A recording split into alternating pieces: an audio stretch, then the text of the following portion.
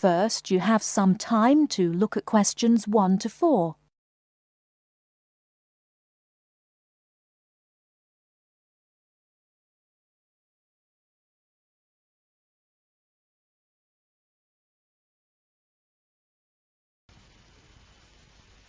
Right, everyone, my name is Kathy Smith.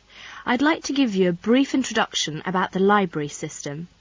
Every good student should learn how to use the library. If you have to do a research project, the library is the place to go to for information. Libraries contain books and periodicals, magazines and newspapers on many different subjects. To find the information you need, you must know how to use the library. All libraries are organised in much the same way.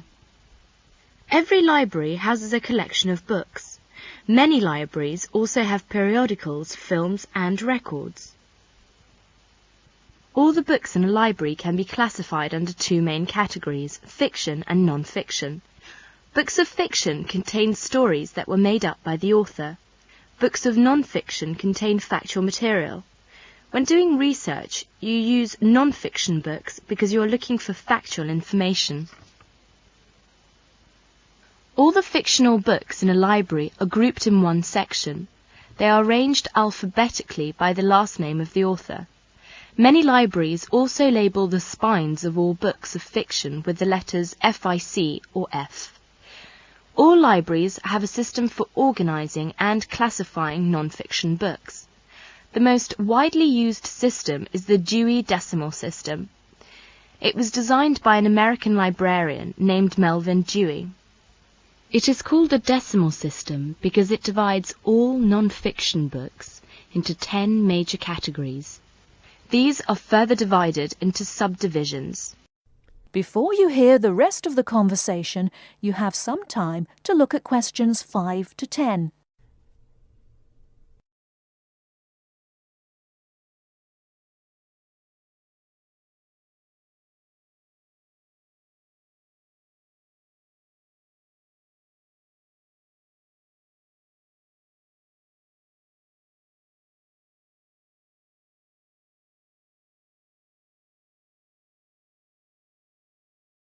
Now listen and answer questions 5 to 10.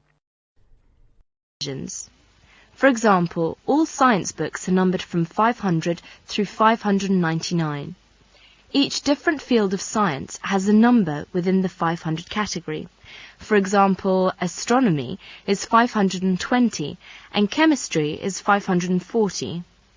The Dewey Decimal System provides a category for every type of non-fiction book. The best way to locate a book in the library is to use the card catalogue. The card catalogue is an index of all the books in the library. Information about a book is listed on cards. All the cards are filed alphabetically and stored in drawers in large cabinets. The card catalogue can help you locate a particular book, a book on a certain subject, or a book by a particular author. In the card catalogue, each book has 3 cards, an author card, a title card, and a subject card. The author card is alphabetized under the author's name. The title card is filed alphabetically according to the title of the book. The subject card is filed alphabetically under the name of the subject of the book. In many university libraries, they use their own Biblitus cataloguing system or the microfiche system. Both of them list publications under author and title, and both are very easy to use. Now let us see the reference books. We all know that reference books make up an important part of a library's non-fiction books collection.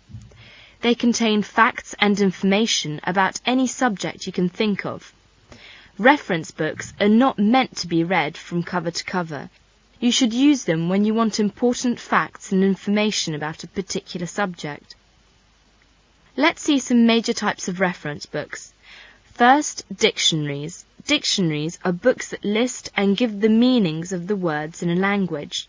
They also give the pronunciation of words in a dictionary which are listed alphabetically. Second is encyclopedias. Encyclopedias are reference books that provide factual information about people, events, places, and subjects of lasting interest. Each article is written by a specialist on the topic being discussed. An encyclopedia usually consists of a number of books arranged in a set. The volumes are arranged in alphabetical order according to the topic of each article. Letters are stamped on the spine of each volume to indicate the alphabetical rang of the topics in each volume. For instance, if you wanted to find information about the moon, you would look in volume 8 of the encyclopedia pictured here. Next is atlases. An atlas is a book of maps. It may contain many different kinds of maps. The maps in an atlas are often arranged alphabetically by country or continent. Almanacs are also a type of reference books. An almanac is a book that contains recent statistics and summaries of information on a wide variety of topics. It is published annually. Information is listed alphabetically by subject. Indexes are alphabetical lists of names, titles and subjects that tell where information about each can be found in other publications. For example, the Reader's Guide to Periodical Literature can help you find magazine articles that have been published about a particular subject. It will give you the names of publications that have carried articles about the subject, the dates and volume numbers of the particular issue in which the articles appeared. You should be aware that reference books may not be taken out of the library under any circumstances. They are used only in the library. That is the end of part 1. You now have half a minute to check your answers.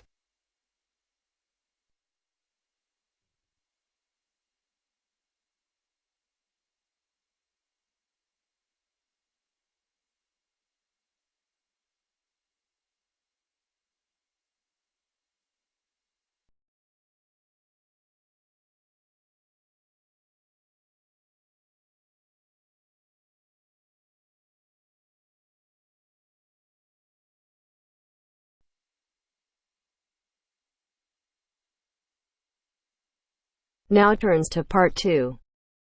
Part 2. Section 2. You are going to hear a lecture about dining services. First, you have some time to look at questions 11 to 14.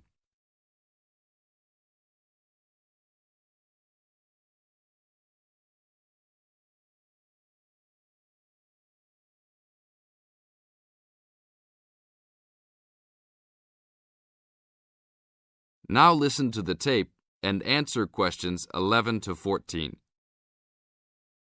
Welcome to the Dining Commons. This is the newest facility on campus, and I'm proud to say, also one of the best. I know that all university students miss eating home-cooked food. Well, this year, we are hoping to provide students with food and services that will make you feel at home, even without your family. The administration has been listening to the voice of the students. Students gave us frequent suggestions last year as to how we could improve the university.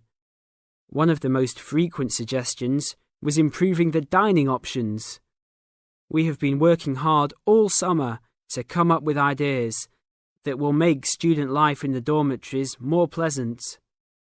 One of the new options we are offering in the dining facilities is variety in student meals. Last year, there was a set menu for every dinner, so if students didn't like the food, there was no choice. Students had to eat whatever was served. But this new dining facility has 3 completely unique areas, each with a different theme. At every meal, there will be 3 options for students to choose from.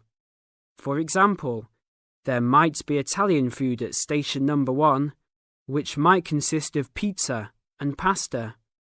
At station number 2, there would be American food, consisting of hamburgers and hot dogs. At station number 3, there could be vegetarian soups and salads, accommodating all the vegetarians. We hope that with the greater selection of food, All students will find something to their liking. Now look at questions 15 to 20.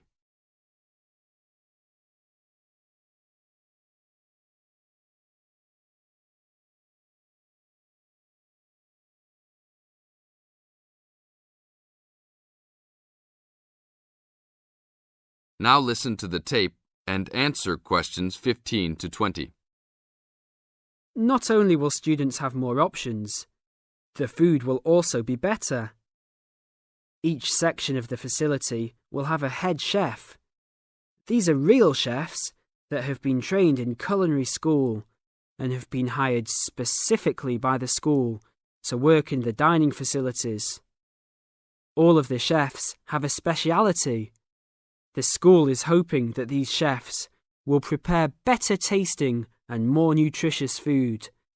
Every student will be able to make suggestions and also give their input as to which menus taste better. Last year, many students complained that the dining facilities didn't have very convenient hours. This year, we hope to change that. We will open for breakfast at 6 a.m. to accommodate all the early risers. In the evenings, we will open until midnight for all the students that like to go for a late night snack. The afternoons will still remain closed, but we will have a student store open that will provide all students with drinks and fruit. The student store will be open every day from 2 p.m. to 5 p.m. Every student that has paid full tuition and dormitory fees has already paid for their dining facility fees. Students can eat at any time and in any amount for free.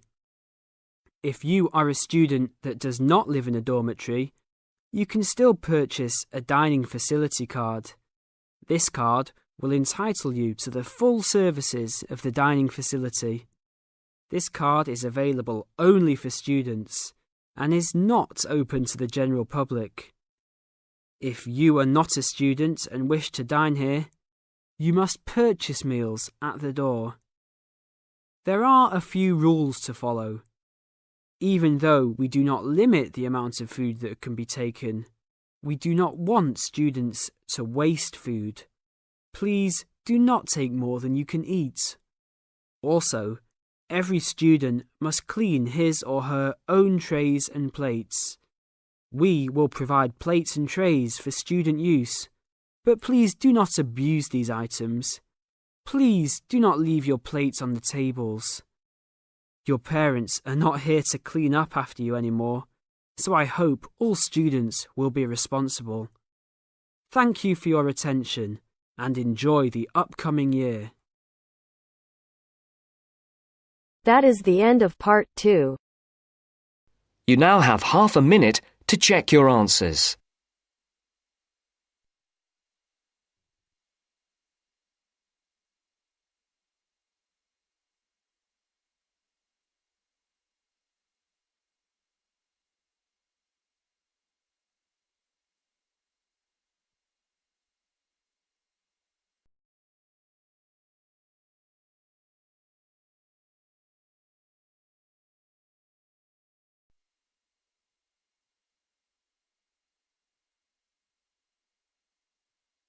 Now turns to part 3. Part 3. You will hear a conversation between Caesar and a welfare officer. As you listen, answer questions 11 to 20. First, you have some time to look at questions 21 to 26.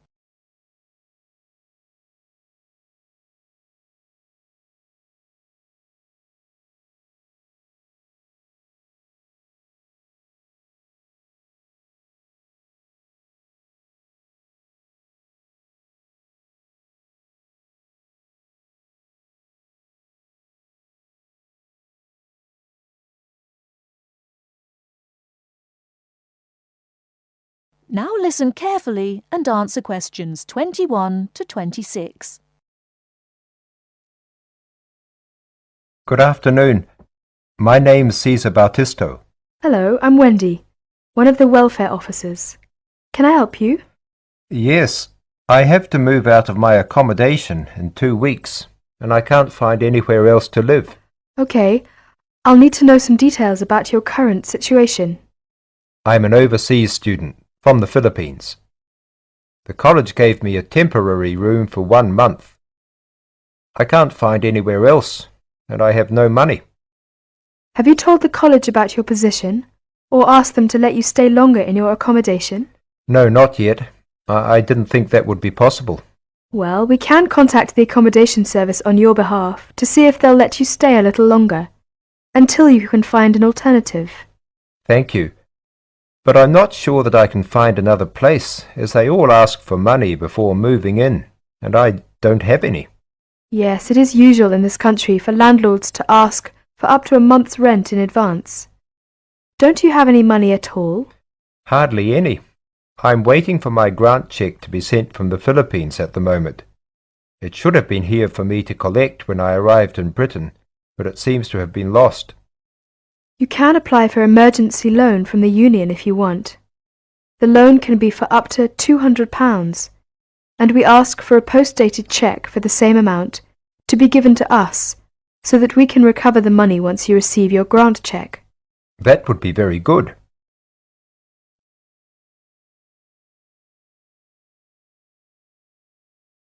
Before you hear the rest of the talk, you have some time to look at questions 27 to 30.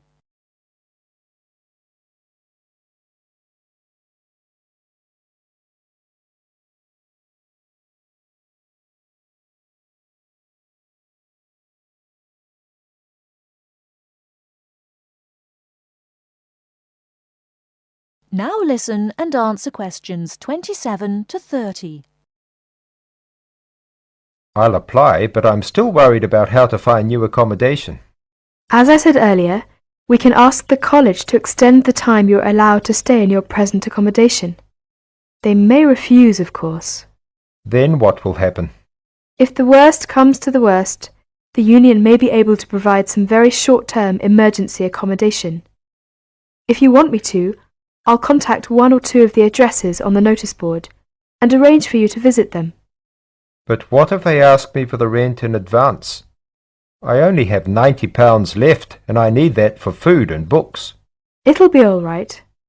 By the time they actually need the money, we'll have your emergency loan ready. Just fill in this application form and write me a cheque for £200, please, payable to the student union. Right, I'll do that.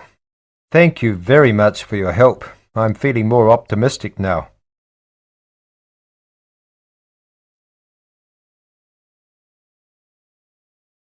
That is the end of part 3. You now have half a minute to check your answers.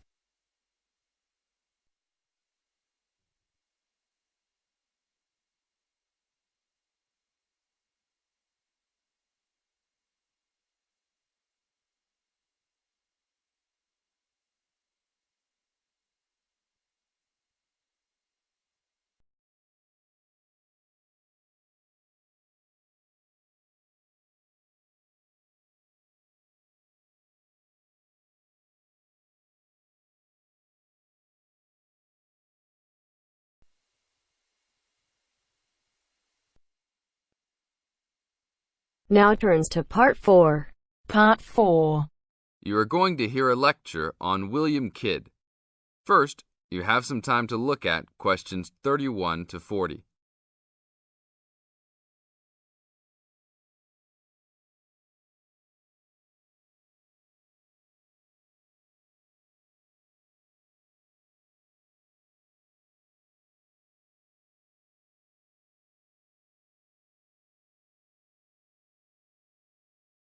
Now listen to the tape and answer the questions. A Pirate Story, William Kidd. William Kidd, who was better known by the name Captain Kidd, was a 17th century British privateer and semi-legendary pirate who became celebrated in English literature as one of the most colourful outlaws of all time. Fortune seekers have hunted his buried treasure in vain through succeeding centuries. Kidd's early career is obscure. It is believed he went to sea as a youth. After 1689, he was sailing as a legitimate privateer for Great Britain against the French in the West Indies and off the coast of North America. In 1690, he was an established sea captain and shipowner in New York City, where he owned property. At various times he was dispatched by both New York and Massachusetts to rid the coast of enemy privateers. In London in 1695, he received a royal commission to apprehend pirates who molested the ships of the East India Company in the Red Sea and in the Indian Ocean. Kidd sailed from Deptford on his ship, the Adventure Galley, on February 27, 1696, called at Plymouth, and arrived at New York City on July 4th to take on more men. Avoiding the normal pirate haunts, he arrived by February 1697 at the Comoro Islands off East Africa. It was apparently some time after his arrival there that Kidd, still without having taken a prize ship, decided to turn to piracy. In August 1697, he made an unsuccessful attack on ships sailing with Mocha coffee from Yemen, but later took several small ships. His refusal 2 months later to attack a Dutch ship nearly brought his crew to mutiny, and in an angry exchange, Kidd mortally wounded his gunner, William Moore. Kidd took his most valuable prize, the Armenian ship Quetta Merchant, in January 1698, and scuttled his own unseaworthy Adventure Galley. When he reached Anguilla in the West Indies, April 1699, he learnt that he had been denounced as a pirate. He left the Quetta Merchant at the island of Hispaniola, where the ship was possibly scuttled.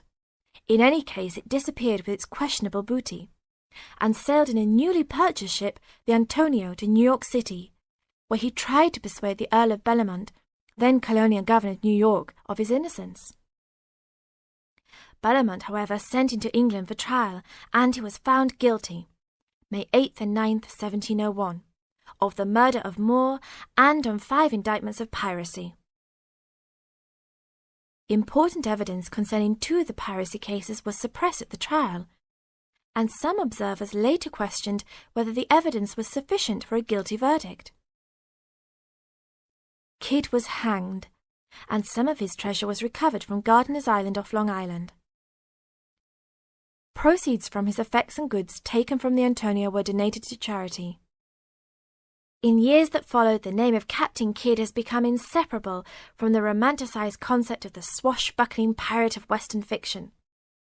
Among other stories concerning caches of treasure he supposedly buried is Edgar Allan Poe's The Gold Bug. That is the end of part 4. You now have half a minute to check your answers.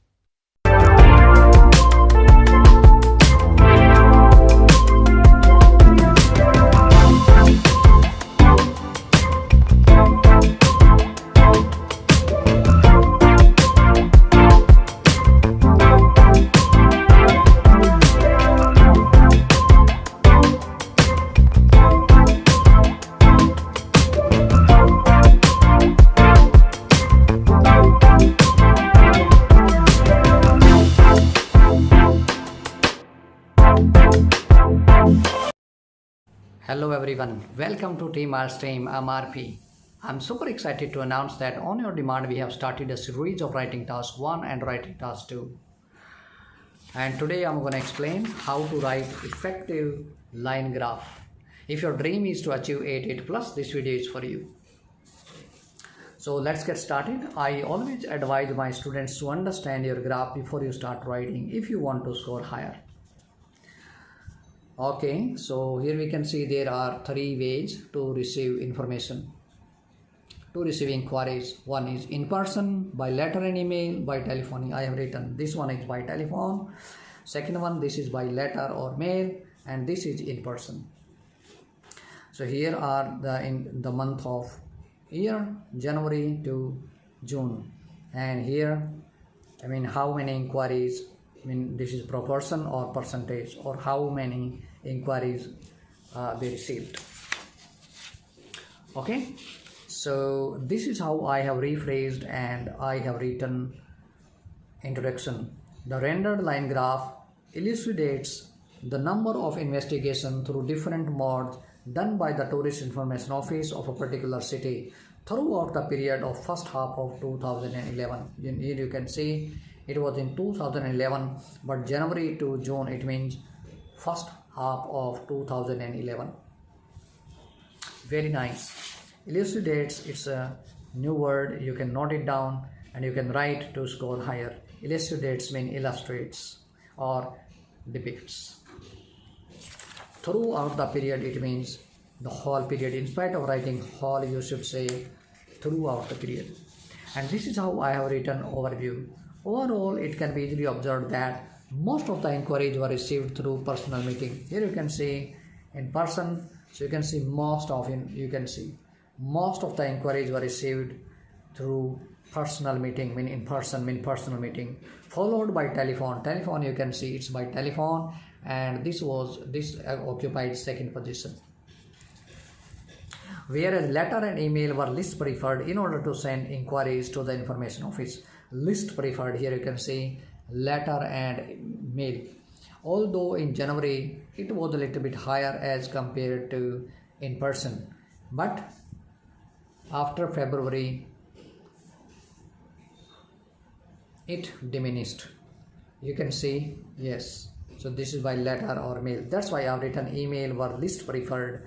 Mean least preferred, it means people didn't want to use it more. It was not so popular in order to send inquiries to the information office. This is how I have written main body paragraph 1. A brief glimpse over the graph immediately reflects that. So it's a nice introductory phrase. A brief glimpse over the graph immediately reflects that. In the month of January, information office received the highest number of queries via telephone. Here you can see via telephone or by telephone. Mean in the month of Jan, you can see it's month of Jan. So information office received the highest number of queries. Here you can see the highest number of queries. So nice phrase, received the highest number of queries via telephone. Accounted for more than 800 cases. Accounted for mean which received more than 800 cases. While after experiencing mild fluctuation, here you can see a little bit fluctuation, so mild fluctuation, experiencing mild fluctuation. Mild, it means not big issue. Mild, mean little bit change, up, it went up, ups and down, mildly. It reached at a plateau. Reached at a plateau in the month of March. Month of March.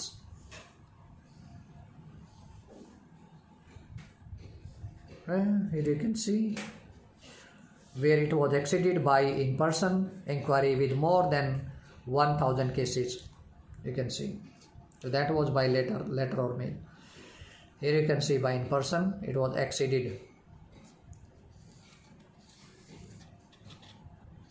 Okay, afterward, this is nice phrase to start again. Afterwards, the queries through in-person reached at a peak with above 1800 per person.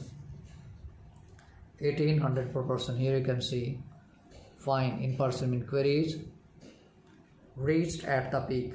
Here we can see reached at the peak with above 1800. Here you can see 1800, and this is more than 1800, so we can write above 1800 per person. Above 1800. Here we can see above 1800. This is how I have written main body paragraph 2. Probing further, it can be found that inquiries received through letter and email were second most preferred.